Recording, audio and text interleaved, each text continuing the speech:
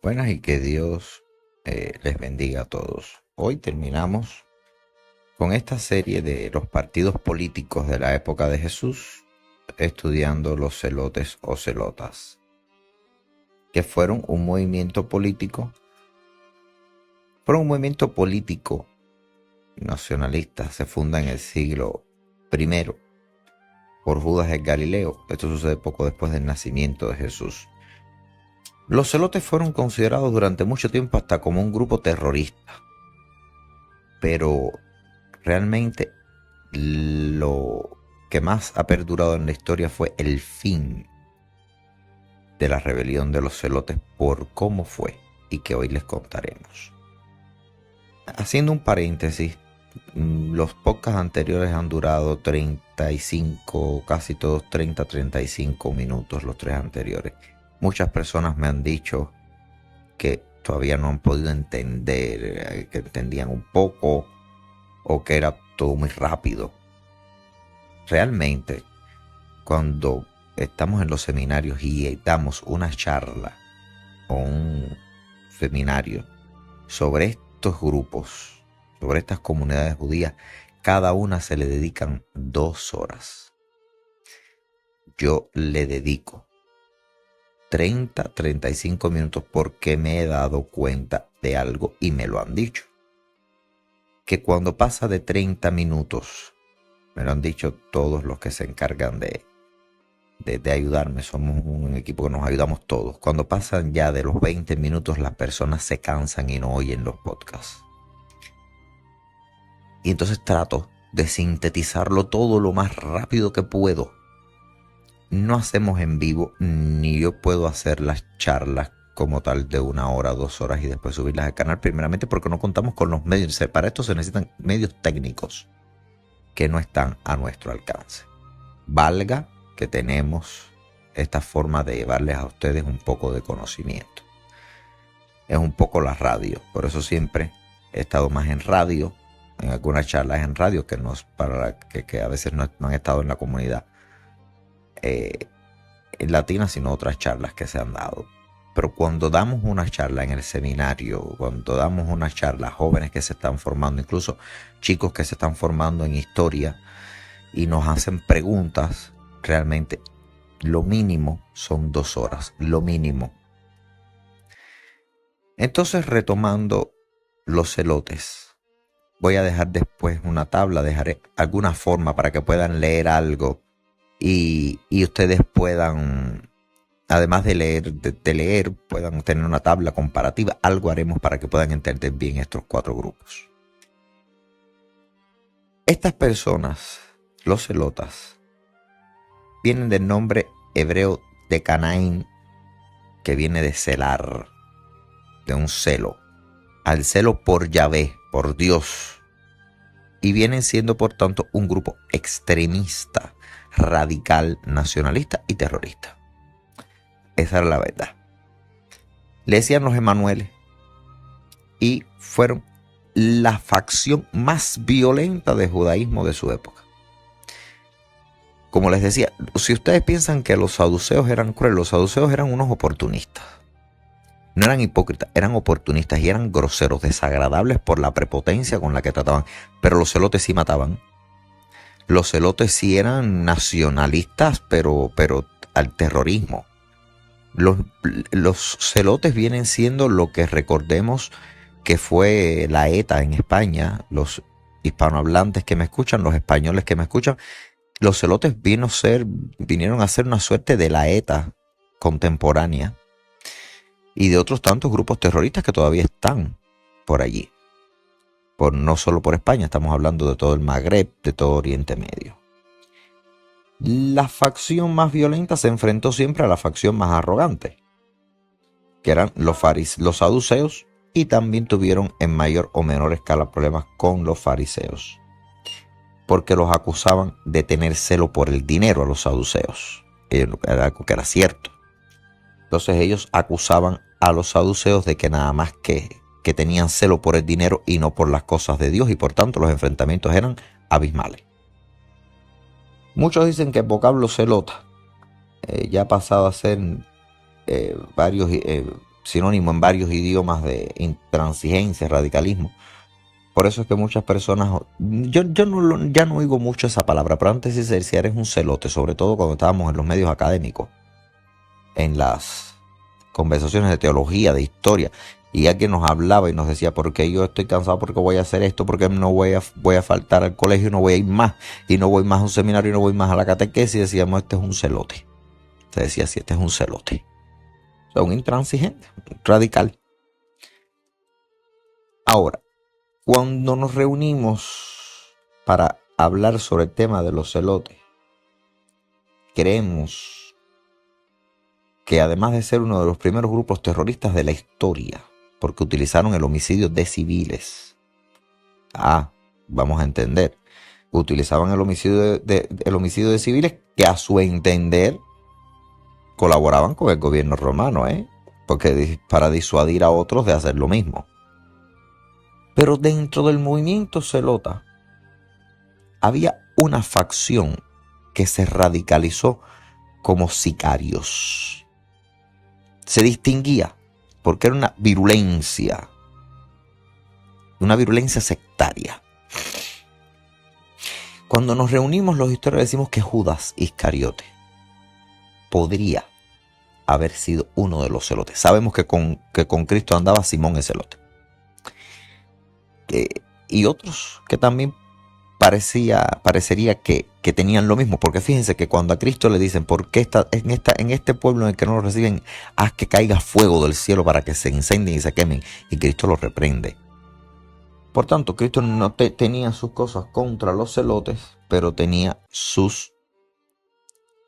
dentro de sus apóstoles, toda esta suerte, esta variedad de aquellos jóvenes que habían sido políticos, de aquellos idealistas y de aquellos extremistas. Y por tanto creemos que Judas pudo haber sido uno de ellos. Porque Judas lo que esperaba era que el Mesías fuera como el celote que ellos esperaban, el mayor de los celotes. Vamos a decir, el Mesías tenía que venir a matar. Y Cristo no mató ni una mosca.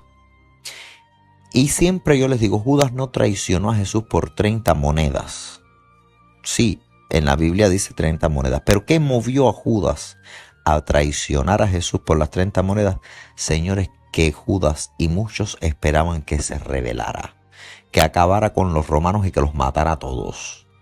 Cuando se va llevando esto en la historia, Judas, en la película de María Magdalena, aparece un Judas que le está diciendo, vamos a matar, vamos a hacer, y Cristo como que no le da importancia. Cuando Judas ya ve el proyecto de Cristo, se decepciona. Y dice, este no es el Mesías que esperábamos nosotros para deshacernos de los romanos. Este es un pacifista.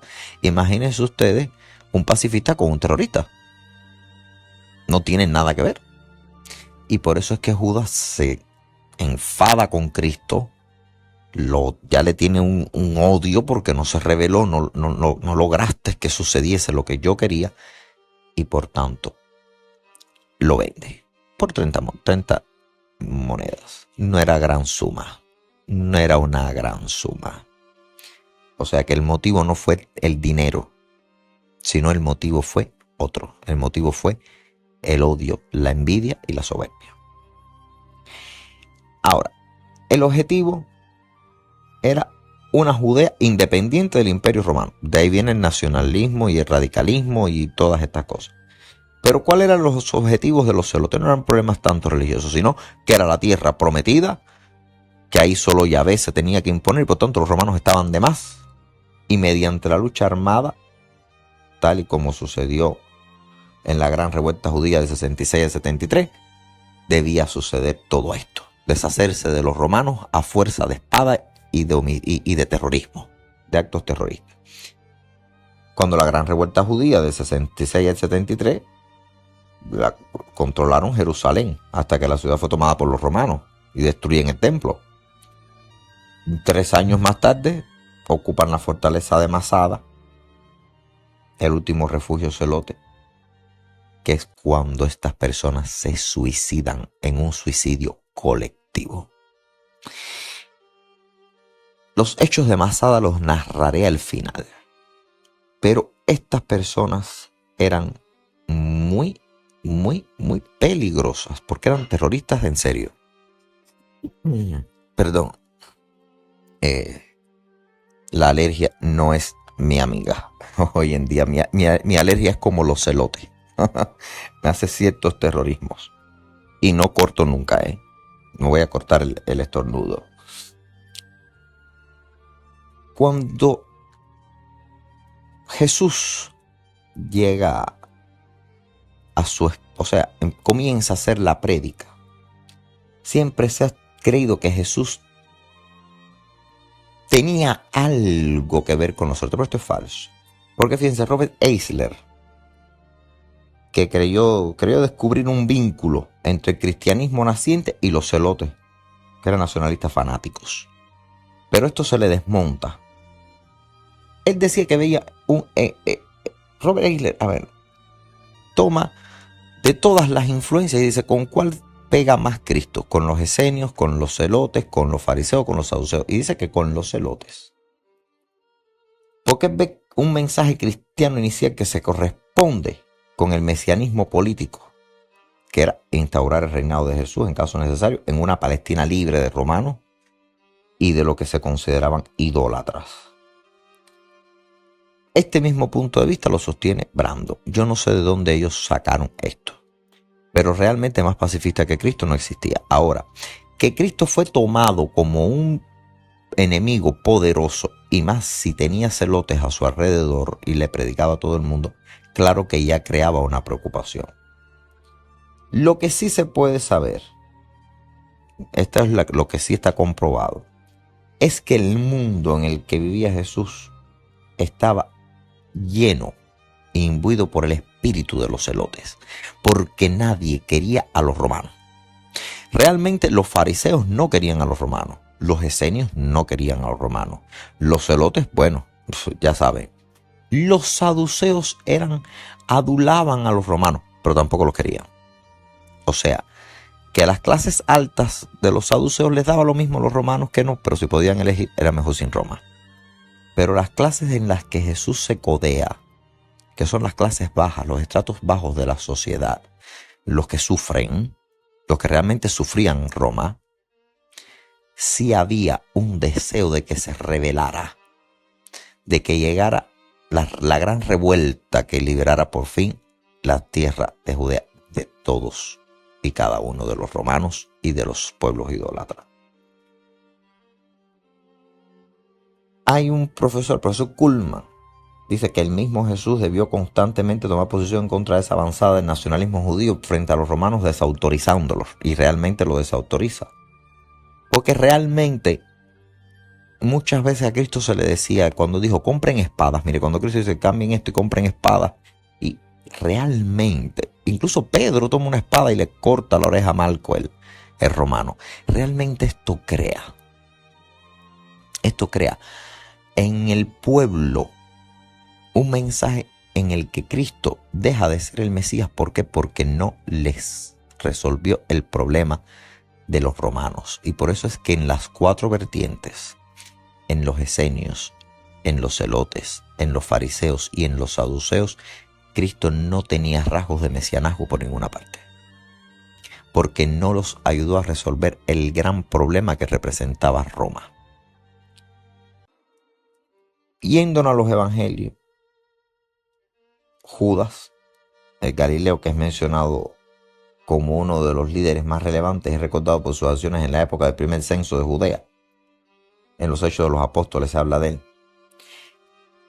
Es conocido el famoso capítulo, y ustedes recordarán conmigo, ¿recuerdan cuando liberan a Barrabás? Que dicen, ¿a quién quieren que libere? ¿A Cristo o a Barrabás? ¿A Jesús de Nazaret o a Barrabás? Y dicen, a Barrabás, a Barrabás. Bueno, Barrabás no se ha podido hacer una prueba. Incluso muchas personas dicen que Barrabás no existía, que fue una forma de enseñanza alegórica entre a quién iba a caer la cruz. No cayó sobre el culpable, cayó sobre el inocente.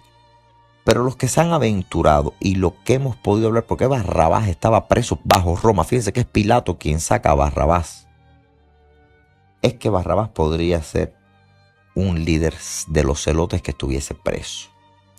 Sin embargo, ellos dicen, y Barrabás era un delincuente, era un criminal. Por tanto, los mismos que estaban con Jesús lo veían como tal. Y esto hace dudar de si Barrabás realmente era un celote o un preso común. Porque los mismos apóstoles dicen, y Barrabás era un criminal. Pidieron que soltaran a Barrabás y Barrabás era un criminal, era un asesino, era un delincuente. Ahora, esta situación con Barrabás es la que más prefirió la muchedumbre que soltaran a Barrabás. ¿Y qué es lo que pasaba? Atestiguaba, si Barrabás hubiese sido un celote, no solo fue por hacerles daño a Jesús, sino porque a los celotes se les veía bien. Los estratos bajos de la sociedad veían a los celotes como buenos. Mientras mates a los romanos, que bueno, Barrabás quizá había matado a 15 romanos y por tanto le tenían como un aprecio, ese aprecio a la delincuencia, ¿no? Que nos hace caer en tantos desatinos, ¿cierto? Ahora, uno de los discípulos de Jesús que sí se sabe que es escogido por él como apóstol, que era Simón el celote. Y le dicen Simón el celote en el Evangelio de San Lucas, por tanto, Simón era un celote. La traducción que hace Lucas de este nombre de celote contrasta con una transcripción griega que dice Cananaión, y lo hace Marcos, Cananaios, de Mateo, que se refieren al hebreo Canaín o al arameo Canaán. Incluso se especula, como ya les dije, sin ninguna prueba, yo no hablo de pruebas, que Judas Iscariotes era Judas el sicario. Pero las pruebas no existen. En el testamento en Galilea de nuestro Señor Jesucristo, Evangelio apócrifo etíope, se menciona a Judas como celota. Fíjense. Lo que nos dice, apócrifo no es falso. Recuerden, ya se lo he dicho varias veces. Lo que ha sucedido con Judas nos lo dan a nosotros los etíopes. Además de un saber por qué Judas hace esto. Siempre pensamos que Judas era celote. Pero nos lo reafirmó un poco el testamento en Galilea de nuestro Señor Jesucristo, que es un evangelio apócrifo etíope.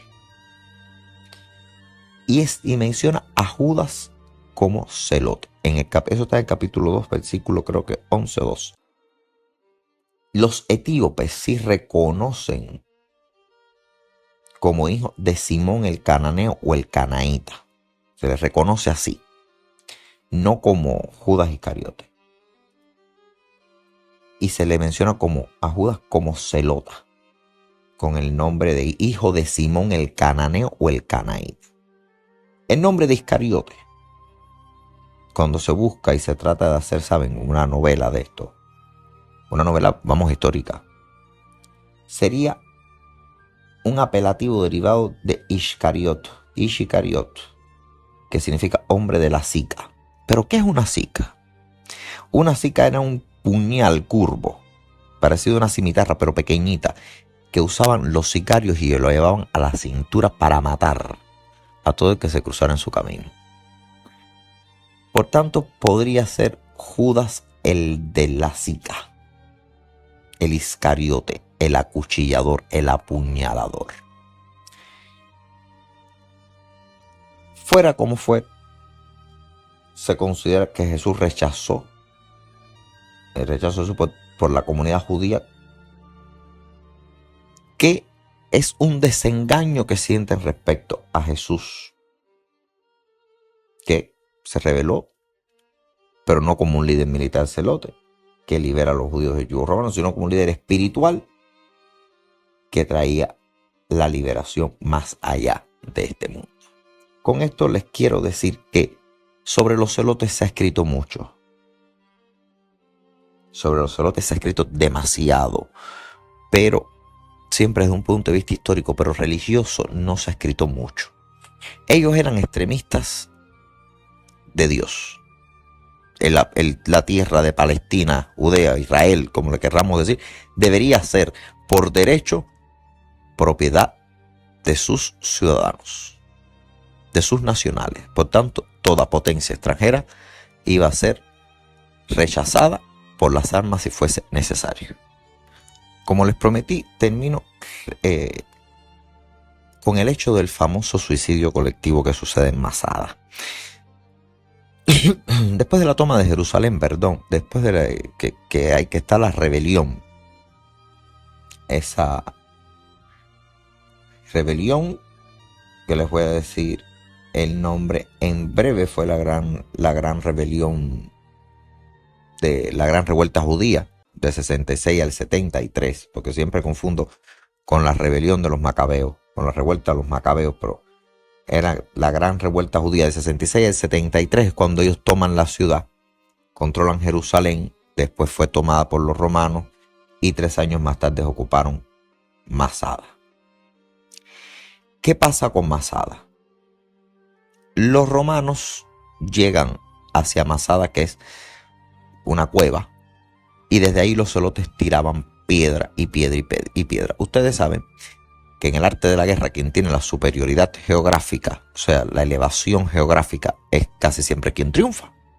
Porque no es lo mismo lanzar algo de arriba hacia abajo que de abajo hacia arriba, algo tan pesado. Por eso las catapultas precisamente se crearon por eso.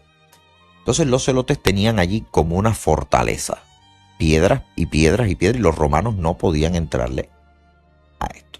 Se dieron cuenta que las piedras se acaban, y cuando se dan cuenta de esto, según Flavio Josefo,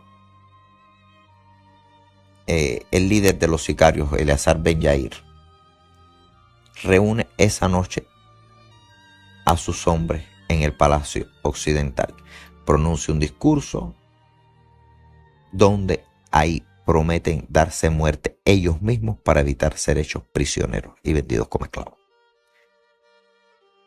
De esta forma, dado que el suicidio como tal por las leyes judías son tabú, los hombres mataron a sus familias y posteriormente eligieron por suerte a 10 de ellos para quitar la vida del resto. Tétrica anécdota. Finalmente, entre esos 10, eligieron de nuevo a uno que acabó con la vida de los demás.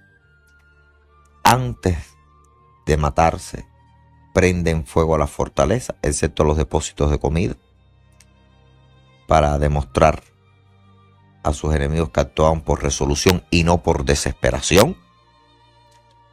Fíjense qué cosa, porque si llegaban los romanos y veían, decían, bueno, los tuvimos sin comida y por hambre se tuvieron que matar. No dejaron la comida y no la tocaron. No incendiaron el lugar de los víveres. Y esto lo hicieron para demostrar a los judíos, a los romanos, nos hemos suicidado, pero no por hambre. No se confundan. No fue por un plato de comida. No fue por un plato de comida, no fue por desesperación, sino por propia resolución. Llega la mañana, los romanos empiezan a colocar las pasarelas sobre las murallas. La muralla que estaba incendiada. La fortaleza tenía muchas cuevas, muchos huecos. Bueno, se dan cuenta, tenía un palacio, pero la defensa estaba allí, en las cuevas, en esa planicie, en esos altos. Y la planicie también ya estaba conquistada, pero ven los romanos que pueden colocar la pasarela sin esfuerzo. Ponen la pasarela sobre la muralla está incendiada, irrumpen en la fortaleza, no pasa nada. Se unen todos en forma de combate para combatir, para ya hacer el asalto final. Y se dan cuenta que no pasa nada. Están formando, no hay una piedra, no hay una voz, no hay nada. Silencio sepulcral. Solo había fuego. Y entre el fuego ven los cuerpos sin vida de sus enemigos. Flavio Josefo señala que murieron todos los defensores en número de 960. Salvo una anciana y una mujer que eran parientas de Eleazar, que se habían refugiado junto con sus 5 hijos en una de las galerías subterráneas que conducía a la cisterna. Y fueron quienes relataron las últimas palabras que el líder de los sicarios pronunció a sus hombres. Impresionados por esto que habían hecho los sicarios, los celotes, los romanos le perdonaron la vida a esos supervivientes. Y Josefo escribe sobre este episodio. Cuando allí se toparon con el montón de muertos, no se alegraron, como suele ocurrir con los enemigos, sino que se llenaron de admiración por la valentía de su resolución y por el firme menosprecio de la muerte que tanta gente había demostrado con sus obras. Déjenme decirles que Flavio Josefo da como la fecha tradicional de la caída de Masada el 15 de Jántico o Nisan, el primer día de Pesaj, el quinto año de la rebelión judía, el año 3833 en el calendario hebreo. En el calendario juliano esta fecha hubiese sido el mes de abril del año 73. Podría ser días tan dispares como el 14 o el 16, incluso el 10 de abril. Realmente esto de los celotes se está estudiando aún. Sí se sabe que estas señoras, que eran parientes de Eleazar, lo que tuvieron fue miedo y se esconden. Y de esta forma no las matan. Lo que cuentan realmente es tétrico por parte de lo que hicieron los celotes. Mataron a su familia. Como no podían suicidarse, tenían que elegir que uno fuera al infierno. Y por eso es ese que queda que mata al resto. Van eligiendo en forma de 10, 10, 10 y uno queda para matar al resto. Ese uno era el que se tenía que inmolar. O sea, el que iba a quebrantar la ley. Los demás no, porque fueron asesinados. No llegaron al suicidio. Con esto vamos entendiendo el extremismo de los celotes. El líder de los sicarios, sin embargo, Eleazar Ben Yair, que había reunido a todos los hombres en el Palacio Occidental, sin embargo, las parientas, él las escondió. Se dice que las escondió, otros dicen que ellas solas se escondieron después de haberlo oído para que no lo mataran. El caso es que todos, los romanos esto no lo olvidaron nunca. Porque imagínense, un lugar que nos están arrojando piedras día a día, desde arriba, desde las planicies, desde los huecos. Y subir esa fortaleza y no ver nada, solo fuego. No sentir esos gritos de guerra, formar ellos en batallón de asalto. Y tampoco ver nada. Y cuando llegan a ver esas 960 personas muertas que se habían suicidado, realmente los romanos, yo creo que ahí tuvieron tanto miedo de lo que podía pasar, que bueno, que les perdonaron la vida, pero vieron lo que podía pasar, tuvieron entonces miedo después de que Cristo hiciese lo mismo. Hasta aquí terminamos con los celotes, una historia que comenzó, una historia de terrorismo que terminó bastante mal. No terminó, por supuesto, con la rebelión de los celotes. Siguieron existiendo celotes, el pueblo ya en menor medida, pero siguieron existiendo, cohabitaban ahí con el resto de la población judía, pero eran personas a las que también Jesús no los veía con cierto resquemor, con cierta tirantez por la violencia que practicaban. Y Jesús no era un violento, era un pacifista. Por tanto, siempre que digo que Jesús se enfrenta a los 4 partidos políticos de su época, los fariseos, los saduceos, los esenios y los celotes, ya ustedes entienden el porqué. Los fariseos porque eran hipócritas, tenían muchas leyes. Los saduceos porque no creían en la resurrección, pero además amaban el dinero y el poder, cosas que no iban con Cristo. Los esenios porque su vida era una vida ascética de sacrificio y Jesús quería misericordia, no veía ahí algo interesante en su vida ascética. Y con los celotes porque era un grupo terrorista y él era un pacifista. Hasta aquí hemos visto los 4 grandes partidos y el por qué siempre les hablo de que el problema de Jesús era con los 4 grandes partidos de su época. Hasta aquí el podcast de hoy. Terminamos con los celotes y ya podrán entender mejor la situación que existía en el pueblo judío, en esas tantas formas de pensamiento que había, que dieron al traste con la muerte de Cristo, con, vamos a decir, el asesinato, que muerte sería una palabra muy suave. Realmente a Cristo lo torturaron y lo asesinaron. Que Dios les bendiga y hasta un próximo encuentro.